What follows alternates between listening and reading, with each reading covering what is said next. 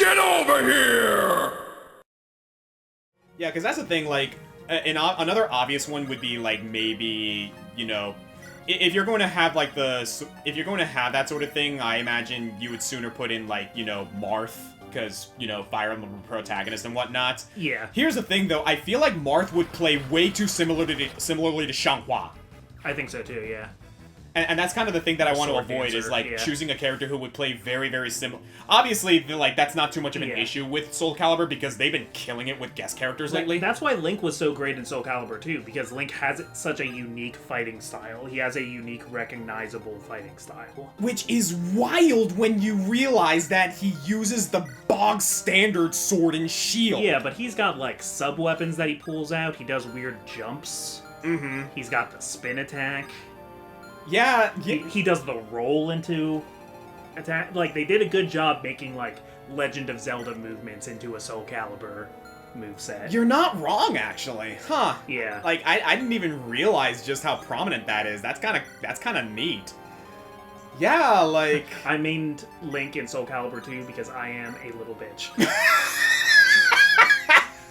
And I will throw everyone off the edge of the stage. Dude, you are not alone in saying that you played Soul Calibur 2 because Link was in it. I'm sorry. You don't see more people just as a, like, sort of, like, vindication for that, right? Yeah. I don't see as many people going around saying, "Oh yeah, Soul Calibur 2, the one with Heihachi in it." Yeah. You don't see I've seen more people say Spawn. Yeah.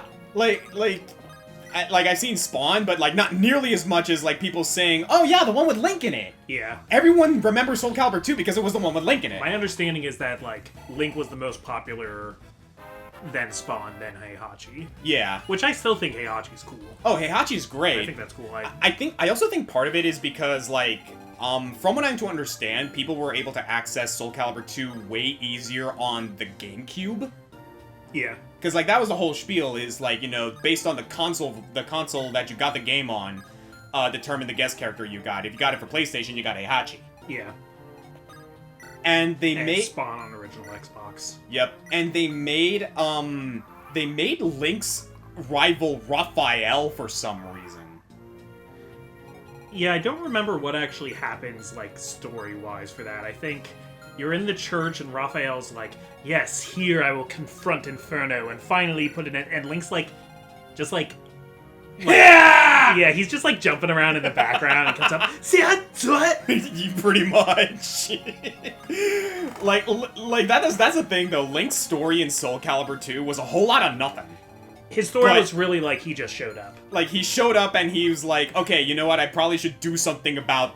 I think if you read the lore, it was like Princess Zelda sensed the disturbance and sent him into this land to investigate. And it's like, "Oh yeah, this guy, what was his name? Inferno?" Yeah. Like, oh, okay, Inferno, probably like this big bad, probably gotta do, like, Link's not gonna come to a new world, see, like, a monster like Inferno and be like, "Oh, well, not my problem." Nah, he's gonna do something about it. Yeah. Yeah, whatever you're doing it too close to Hyrule, buddy. Oh, dude. Okay. On another vein, Ganondorf would be amazing in Mortal Kombat. That'd be fun. And in Soul Calibur, but, like, Ganondorf in Mortal Kombat, bro. I forget who it was, but I saw somebody the other day be like, I'm still waiting for the day they announce a Nintendo versus Capcom.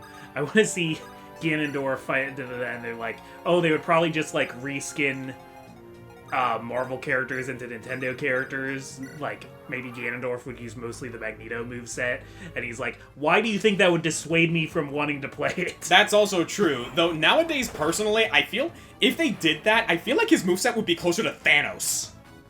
Yeah, from Infinite. Yeah, from Infinite and also Marvel 2. Like, he has a very bruiser, like, fighting style that also incorporates magic with the Infinity Stones. He was pretty different from Marvel 2 to Infinite, wasn't he? Yeah, because he kind of sucked in Marvel 2. Same with Venom. He came back in Infinite, but they kind of started him from the ground up. Yeah. Oddly enough, like, if I recall correctly, Venom was actually good in Marvel 1. Interestingly enough. Marvel 1. Yeah, like, he wasn't, like, top tier. Obviously, that was, like, some other characters. But he was Trixie. Yeah, basically. Like, he was actually a pretty decent pick if you're going to play Marvel 1. Yeah, he had like weird disjointed hitboxes. Oh my god. Dude, you want to talk about a character who's like good? Like, if they have a disjoint in their hitboxes in some way, shape, or form, that's probably a good sign. I always wanted to... My main Street Fighter guy is Ryu, just because I'm not very good at Street Fighter, so that was like the easiest one for me to remember the inputs. Which is totally fair. But I've been interested in learning Dhalsim. Dhalsim, you need a whole... Here's the thing with Dhalsim, right? Yeah. And this is no fault of the character. In fact, I like the fact that he has his own identity. But if you're picking Dhalsim, you're choosing not to play Street Fighter, if that makes any sense. Yeah. He requires a very, very different, like, mindset if you're going to play Dhalsim. But I tend to like Zony characters, Mm-hmm. so like... Yeah, and that's one of the unfortunate things with Dhalsim is that, like, how do I put this? We were talking about disjointed hitboxes, right? Yeah. His arms are not disjointed. Yeah, They can be punished. Yeah, you can hurt him by hitting his fist, even if his fist is 5 feet away from his body. Exactly. And, oh hey, what, like, Street Fighter 6, right? Do we have a zoner who, actually doesn't have that problem? Yeah, his name is JP. Yeah. Oh my god, JP, dude, Season 1 JP in Street Fighter 5, or Street Fighter 6 was disgusting. Because Dhalsim's not my favorite character in Street Fighter. That's Zangief, but I just don't think Zangief would be my kind of playstyle. No, he wouldn't be. I love watching good Zangief players, but that's just not... Dude, I don't remember his name, but I remember watching Tampa Never Sleeps recently, and they were covering Combo Breaker, I think it was. It was either Combo Breaker or Kumite, I don't remember. But there was that one Geef player who, like, made 3rd place in the tournament, and everyone was cheering for him. Like, he was, like, the people's goddamn hero. He's always the underdog. Like, playing Zangief at such a high level. And he was going up against, like, the big dudes like Luke and Guile. Like, I'm sorry, like, fighting against Guile as Geef is a nightmare. That's one of the matches I watched where it was, like, Guile was, like, lower on health, and then they were, like, both just, like, crouched looking at each other, like, as the timer is at that. And, like, Guile can't just let the timer run out or he loses. But the stare down, baby. No matter what he does, Geef just grab hyper. Like, yeah, that's a scary thing with Geef, right? And just grapplers in general, is that, yeah, they can be low on health. They can be, like on the back foot trying to, like, you know, catch up and everything. If you're at 100% and the grappler is at 10%, you're still in danger. Yeah. Because one bad move will send you losing. It's like Ganondorf in Smash Brothers. Absolutely, absolutely. Like, he may be bottom tier, but... Damn if he isn't fun to fight. Yeah. Damn if he isn't fun to play and watch. Him having double the damage as you does not mean you're winning twice as much. Exactly. He will close that gap so fast. Dude, like... Okay, that philosophy right there, right? Do you want to know a character that I feel exemplifies that the best in terms of fighting games? Potemkin. Yeah, from Guilty Gear. I was thinking the robot guy in Darkstalkers. I had the wrong name. You're thinking Huitzel. Victor. Huitzel? Huitzel, the like... Oh, the big dude with the sword? Yeah. Oh, okay, yeah, you are right on that, but I don't think he I don't think he quite fits. Personally, I think Potemkin does it better. Okay. Because Potemkin Buster does, like, half your health with one grab. It's ridiculous. And, like, Potemkin tends to have, like, a lot of the tools that make his playstyle work. He, I feel, is, like, a really, really good definition of, like, oh, hey, you're at 90%, I'm at 10%. Show ain't even started, brother. I'm going to kill you. I love watching Potemkin players in Guilty Gear. Did you ever see the One Punch Man fighting game? Yes, I did. I love how they did Saitama. Dude, that's so that stupid. is so that whole spiel is so dumb, but I love it. If the game was being played competitively, Saitama should not be legal, but that's a really funny way to do it. It is. It absolutely is, and I do absolutely adore it. For those of you at home not familiar with it, you know, Saitama, he's One Punch Man. He kills everybody in one punch. Yeah. And it's a team-based fighting game, so each player picks 3 fighters. So, you know, there's lots of fighters from the show to pick from. There's like Moomin Rider and Speed of Sound Sonic and all the different villains and heroes. And Saitama, of course, is there. Yeah. But, of course, that would be unfair. Saitama, true to the show, does take out an entire health bar with just one punch. Yep.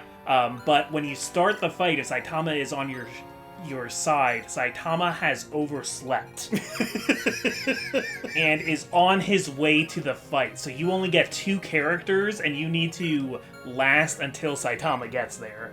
But then once Saitama gets there, he kills everybody in one fight, and like the match is over. Yup. In one punch. Oh my god. I think that's a really funny, like, joke on how fighting games work. No, like... Because One Punch Man is supposed to be a joke on how anime works. Yeah, like, that's the funny thing, right? Is because, like, if you make an anime, you're going to make a fighting game out of it, right? One way or another. Everybody wanted to see the fighting game, and it was already a joke of, like, oh, what are they going to do when they make the One Punch Man fighting game? They did it. They did it. They did it. And it's atrocious. Like, the game itself is actually pretty good from what I to understand. It's just, like, yeah. It's balanced enough besides Saitama. Basically. Like, it's about as ridiculous as you might expect. Which is just super funny. The hilarious thing is, from what I to understand, right, is that it is possible, technically, to take down Saitama. It just takes a shit ton of time and a shit ton of hits. He's just like... Basically, he takes chip damage with every hit.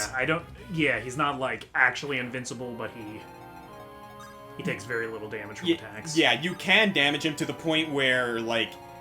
but it is to the point where it's basically inconsequential. I've been saying for a long time, I don't know why we never got a real Last Airbender fighting game. If I can kind of, like... Yeah, go for it. If I can kind of just, like, get on my, like... Not soapbox, but rather just, like, regale on that, is because I don't really trust anyone to make a good Avatar The Last Airbender game. I mean, I don't think there's ever been, like, a good one. Exactly, that's what I'm saying. I don't trust anyone to really make a good one because they haven't had a really good track record.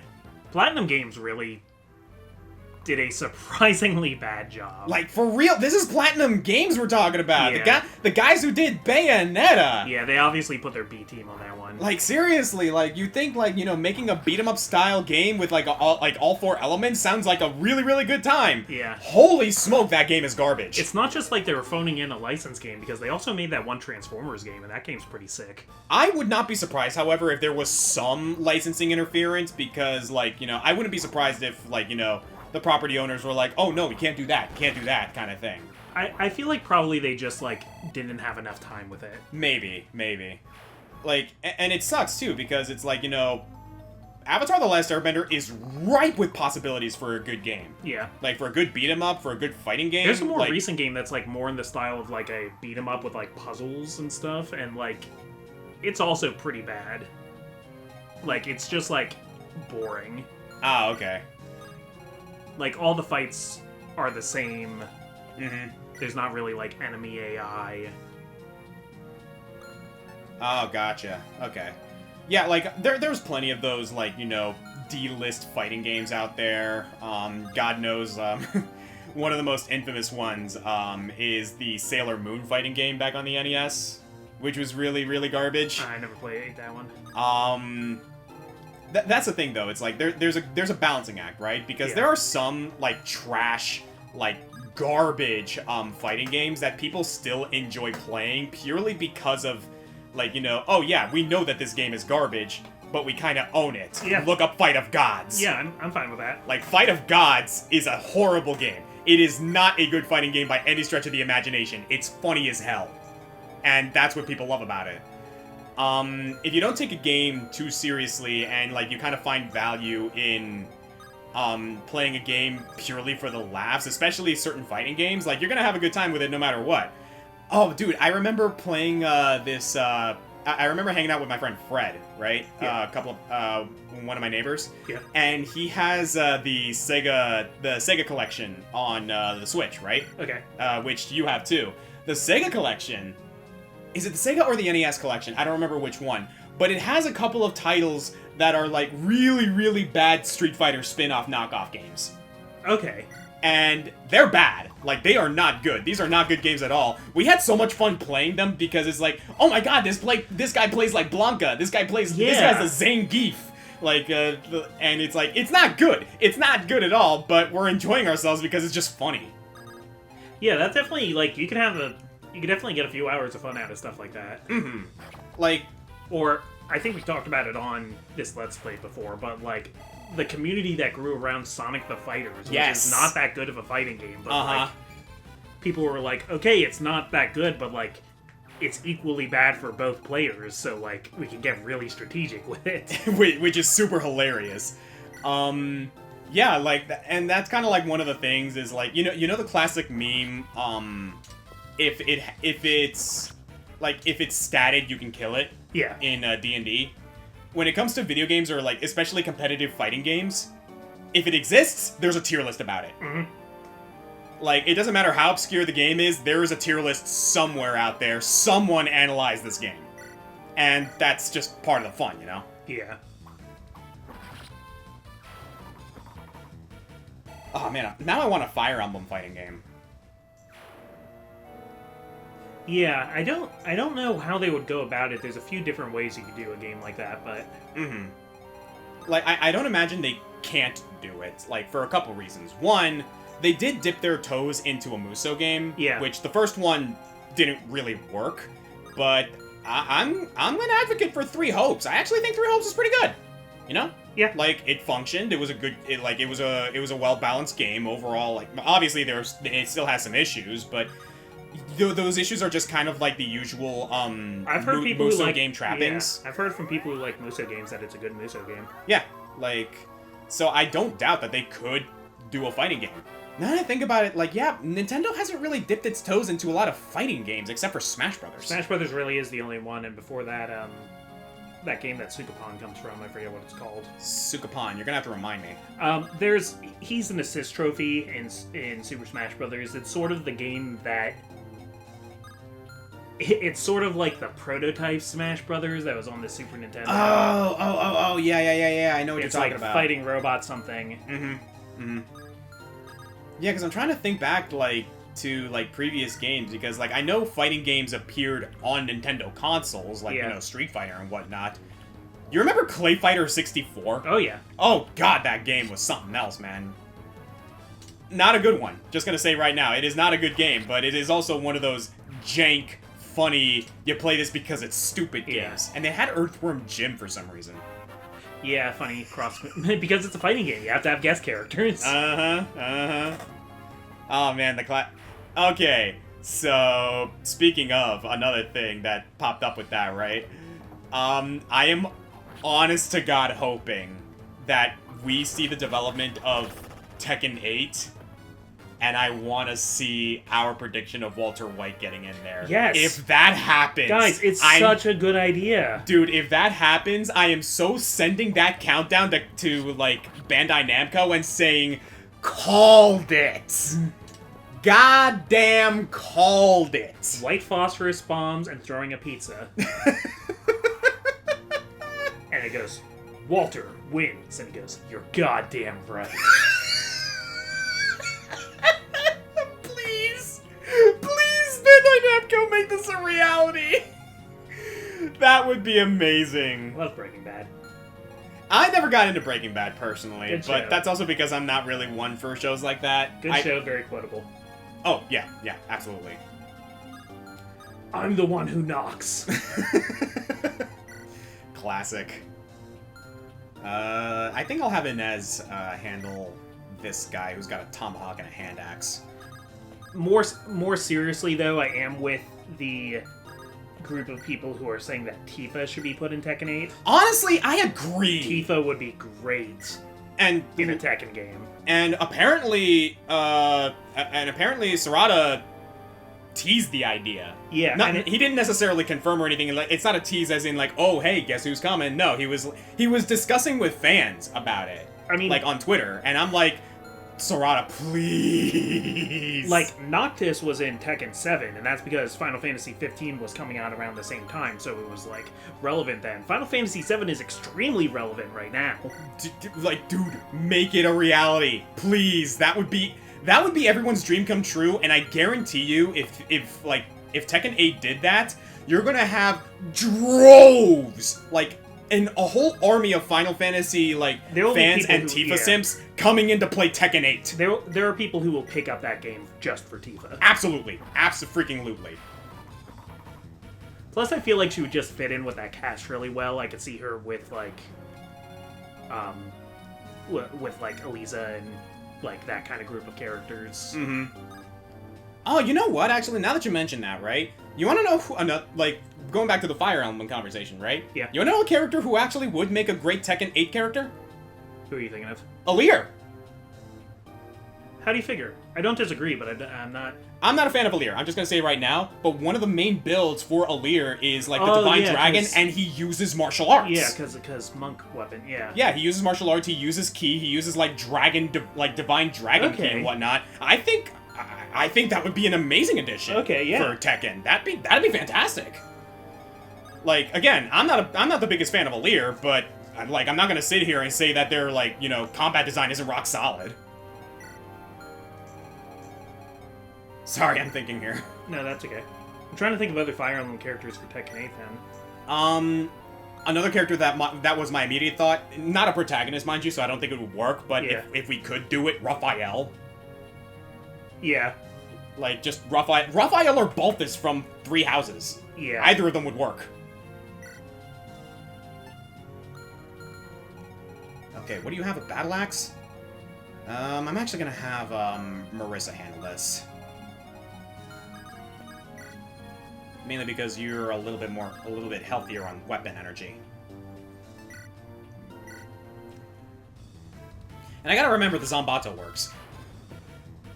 Yeah, that's a thing, and I was saying that earlier, right? Like, not a lot of martial artists in Fire Emblem. Yeah, that's what makes it hard, is that it's a weapon-based RPG, and most fighting games are empty-hand. Mm-hmm. Yeah, and you have the occasional character, like Yoshimitsu, who sneaks in with a sword, but... Yeah, and then there's freaking, what's-her-face with chainsaws. Yeah, Lisa. I love Elisa. She is a hilarious character, and I'm all for it. But yeah, Engage is, like, the one that really, really gave us, like, true hand-to-hand combat. Yeah. In a Fire Emblem game. Dude, have you ever seen, there's this one video that was, like, skirting around YouTube that I love,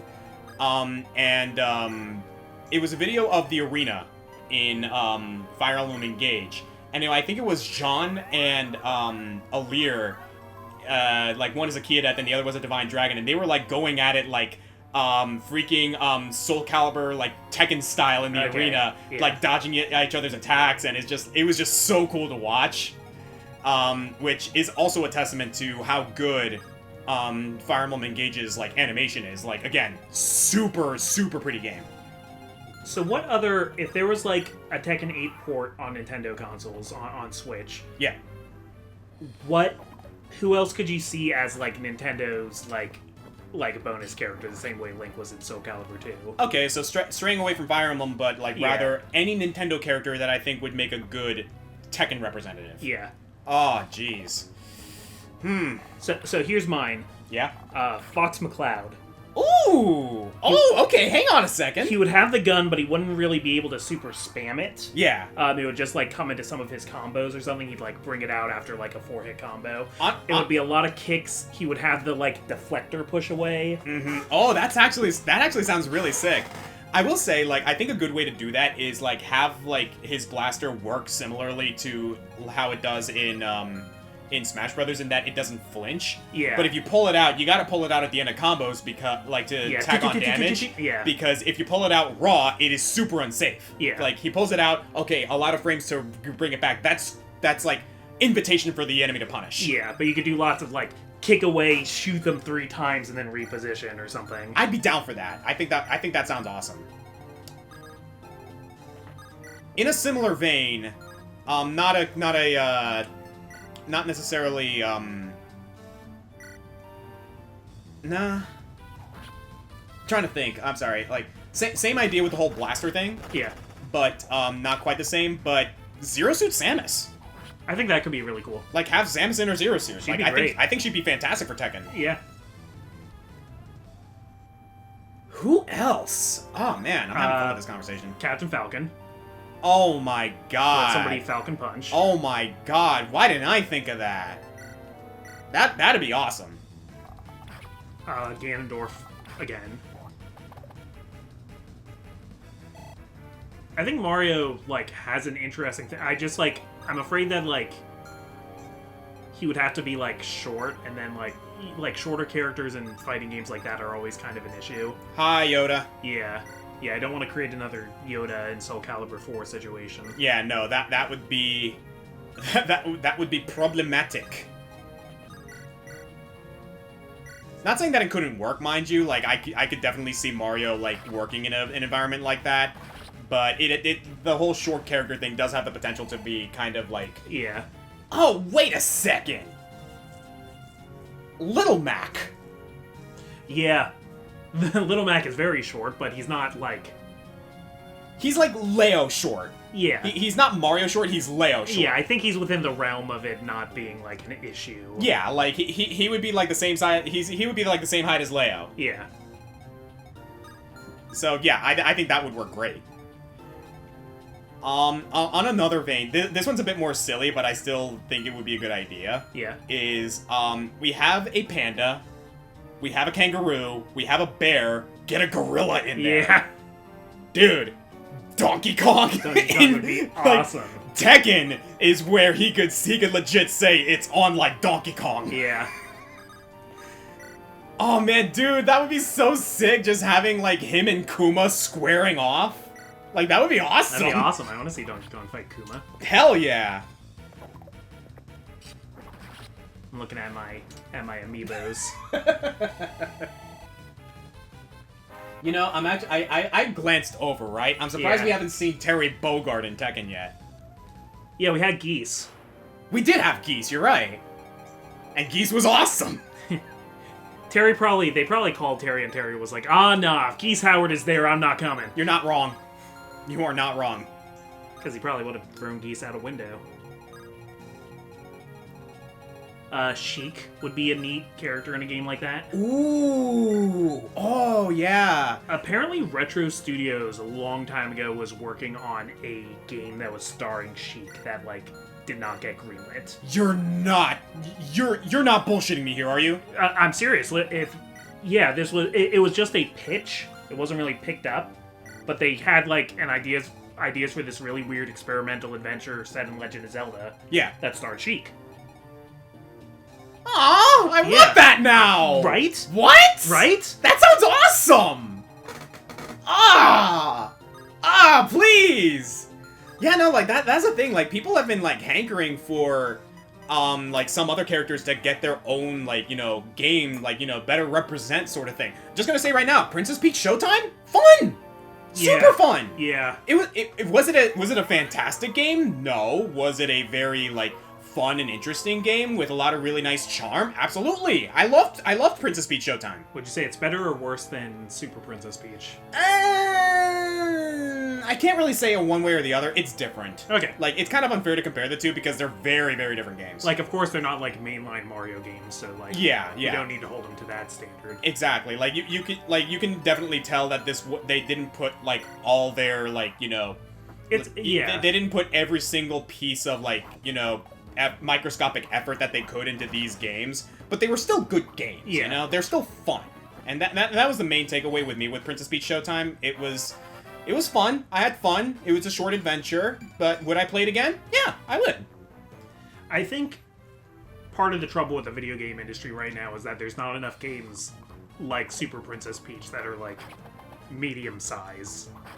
Yeah, because a lot of games, like, now, a lot of developers nowadays is, like, you know, get the most bang for your buck, you know? Like, make the longevity last as long as possible so that, like, people can feel like they're getting the most out of their video game. Yeah, it's either something small and for, like, AAA developers. Yeah. Not for indie developers who are the lifeblood of the industry now, but... Yeah, seriously. For AAA developers, like, it's either something, like, small and cheap, or it's something they put way too much budget into.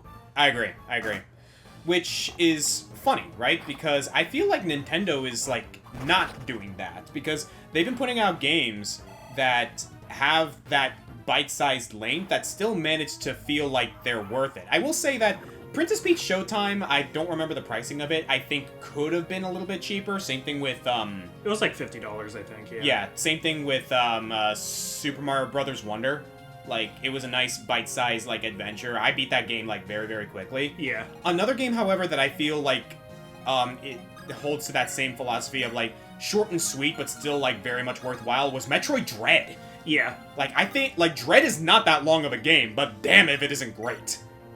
I do kind of wish Nintendo's first-party games were, like, a little bit cheaper, but also it sounds like Nintendo's managing to not force crunch on its dev teams right now, so...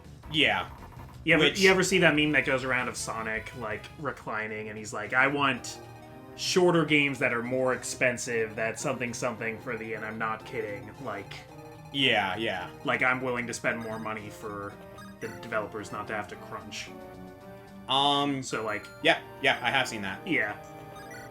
And I do agree, because it's like... The gaming industry has proven that you can make shorter games that still feel like they're worthwhile.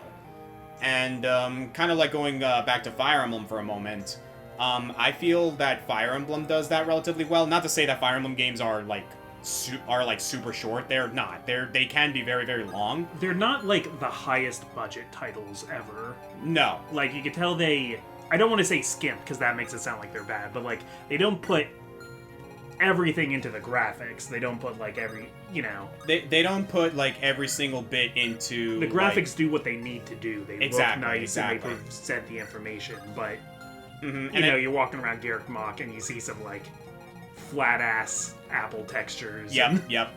But, like, a lot of that is, like, just general idea of conveyance. Yeah. It's like, you know, as long as you know what this is, as long as you recognize what this is, like, what's the issue, Yeah, I'm right? kind of like, who cares? I am not on the boat of, like... This is another meme that's been going around lately, and I do not advocate for this. Saying that, like, oh, if a game is not 60 frames per second, it's the bad game. Hell no! A game does not... I will take a solid 30 frames per second over a not solid 60 frames per second any day. Dude, they tried to do 60 frames per second. Like, someone tried to do 60 frames per second for Tears of the Kingdom. Guess what? It didn't work too well. Because the game was not optimized for 60 frames per second. Yeah. It was optimized for 30. I brought this example up before, but, like, another game that, like, follows that same vein is Monster Hunter Rise. Yeah. I actually got a little bit of, like, screen clipping and, like, a couple of, like, frame drops, and, like, you know, the game was noticeably not meant to be run on a 60 frames screen PC. Yeah. I actually had a better time with Monster Hunter Rise in terms of, like, graphics on the Switch, because the game was optimized and programmed for the Switch first. So, yeah, no, guys, graphics, frames, and, like, frame data and all that... If it's something like a fighting game or a rhythm game, like... Or a first-person shooter where those frames actually can mean the difference between, like, a good, like, then execution and non. Then I'd like to get 60 if we can do that, please, but... Yeah, but no, like, if it's a single-player game where, like, more artistic design choices are at play, and you don't need those extra frames to seriously, like, you know, convey this or that... It's not that big a deal. In fact, 30 frames per second, like, sometimes even allows for some more artistic choices to come to fruition. Yeah. Nice, Ross. Not a video game, but I just think about, like, a lot of, the Spider-Verse movies run at low frame rates, and they're beautiful. Absolutely. That's a great example. Yeah. Like, I think that X-Men 97 runs at a lower frame rate. I cannot confirm on that, but either way, if it is, then, like, God knows that's the funny thing. Like, if it does run at that frame, I don't care. Yeah. It still looks amazing. It's not as slow as Spider-Verse, but I think there's less in between frames. And, yeah, by the way, can we talk about X-Men 97 and how awesome that show is? It's good. Oh my god, dude, the season just ended, and I am dying to see the second season already. Yeah. Like, hot damn. And... dare I say, like, probably one of the best depictions of a lot of the characters in a very, very, very long time. I'm so happy to see Cyclops back. Yeah. Like, yeah, they do justice by Cyclops. Nightcrawler shows up, my boy. Nightcrawler, like, to this, like, X-Men 97 now has my favorite line by Nightcrawler. Yeah. Like, wow, what a beautiful conversation he had with Gambit. What a guy. What a guy. I did an episode of, Blasphemous 2 recently. Yeah. And I was talking about, I think I mentioned this before, but I was talking about characters, that are good representations of religious characters, and I had to bring up Nightcrawler. Like, yeah. I think he's a great example of that. I know, I wasn't there, but I think Allie told me you and her were talking about it. Yeah, that's right. Of, like, just, like, positive religious characters, or characters who represent being religious in a positive way. Yeah. Yeah, Nightcrawler's a great example. I kind of, like, tried to find a theming for it, and, I think the main thing with Nightcrawler that I feel is, like, a really, really good takeaway from that detail about his character is that he finds the strength to forgive. Like, Yeah. the dude goes through hell, and, like, people put him through hell. He never holds a grudge. Like, you cannot ever, in your life, put yourself in a position where Nightcrawler will hold a grudge against you. There have been times in, the character's been around since the 70s, so there's been, like, of course there are stories that are, like, less well handled out there for Nightcrawler, but for the most part, yeah, I really like the core of him. Mm-hmm. You Americans, so theatrical. Life is violins and close-ups. I blame soap operas. I love his voice. I don't know who voices him in X-Men 97, but damn did he do a good job. Yeah, I'm not sure. I'll have to look that up later. There was one point in the comics where he was unknowingly put into this plot to become... It involved him becoming the Pope. He was in the running to actually become the Pope of the Catholic Church in the Marvel Universe. Really? Yeah. I mean, low-key, I think he'd make a great Pope. Yeah, he didn't... it didn't end up going through, but I forget who... It was all a manipulation. It was some villain's evil plan. I don't really remember. Right. Like, the ironic thing is, like, I think he would make a great Pope, but he would have that strength of character, the humility and the wisdom to be like, no, that's not a position for me. At least that's how I see it. Yeah. Because I feel like Nightcrawler would not necessarily accept that position because he understands that, like, the best way that he can, quote-unquote, serve the Lord is by being out there in the thick of it. Yeah. By actively doing what he feels is right. Not by sitting on a chair and, like, acting as a grand symbol, but actually being in the thick of it. Yeah. I think he wanted to, like, curb anti-mutant sentiment, was, like, why he wanted to do it at the time. Yeah. Which, obviously, that's honorable, but... But, yeah, that would just be too weird. It would be interesting. And the thing is, though, like, the ironic thing is that I feel like that would have the opposite effect, because I don't think too many people would be too keen on having a guy that looks like a demon as the freaking Pope. Yeah. It would certainly be interesting. That would certainly be a cool, like, angle. Wouldn't necessarily work. Yeah, in 2002, he was a priest. He did actually get ordained as a priest. Got it. I think in X-Men 97, he is actually a priest. Yeah, I guess he is. Yeah, like, I remember Gambit, like, I don't know if it's ever confirmed, like, outright, but I remember Gambit was like, I didn't call for no priest. And Nightcrawler's like, it does not take a priest to seize that yours and Rogue's hearts touch at every gaze.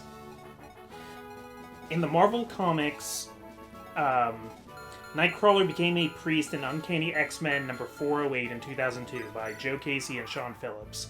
However, Uncanny X-Men 423 in 2003 by Chuck Austin and Ron Garney retconned the story, making it turn out to have been an illusion, that he was never actually ordained. One story arc describes Nightcrawler attempting to become the Pope, but this is all a plot as his image inducer is sabotaged by a renegade nun, who thus proving him to be a demon that exists within the clergy. and it was all in this like kind Wow. of. It was kind of part of a like anti-mutant plot then. Ironic. And then he gets like marked as like a heretic, and like you see the devil is among us. Wow. I mean, the funny thing is, I can totally see that happening in reality, sadly. X-Men in the larger Marvel universe is always kind of weird because, like, people, like, society as a whole dislikes mutants, but then there's a lot of other superheroes that they like. Like, That is true. People are fine with the Avengers and, for the most part, fine with Spider-Man and the Fantastic Four, but as soon as they're mutants, a lot of people don't like them. That's what's kind of weird about them being part of the rest of Marvel. That is true. That's why a lot of the best X-Men stories don't really include the rest of the Marvel universe. Which they're not doing here. Like we've seen, not to make spoilers or anything, but I will mention at least one. Captain America makes an appearance. Yeah, and the older X-Men series that this is a sequel to had the occasional like nod to like the Punisher and Ghost Rider and stuff like that. Yep. And on that note, it is time for floor 3, which we will tackle next time.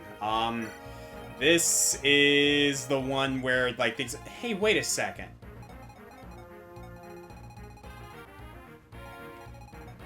I just had like a very, very weird sense of deja vu. Because I'm looking at this layout right here, right? This part specifically. Doesn't this look like the freaking Dragon's Gate fortress from Blazing Sword? Oh wow, it does. Okay, it wasn't just me then. Yeah. Jesus. That had me like that had me do a double take for a moment. But yeah, like we got stones, demon surges. You said this is the one where it has like some like eclipses and whatnot? A lot of stone from the Gorgons, which can Okay, stone is not as bad. Can be a problem. As long as we can like take them out like immediately. The problem is that like a lot of these are surrounded by, you know, other units, which we can probably handle. But like I think this is where we're gonna start bringing in our A team. I don't see why we couldn't bring Mulder still. I'm kind of determined to bring him like in the long run. As long as everybody else is good, as long as we have like a plan for dealing with Gorgons. Yeah, which I believe this is the chapter where we're going to bring our own priest. Yeah. Alright, so that's going to be next time. So I'm the Green Scorpion. I'm the ComicFoil. And we will see you guys next time. Tell us your favorite X-Man in the comments. Gambit or Nightcrawler, in my case. Definitely Nightcrawler. Gambit would probably be in my top 5. Heck yeah. I like Shadowcat a lot too. I also like Mystique. Mystique's cool.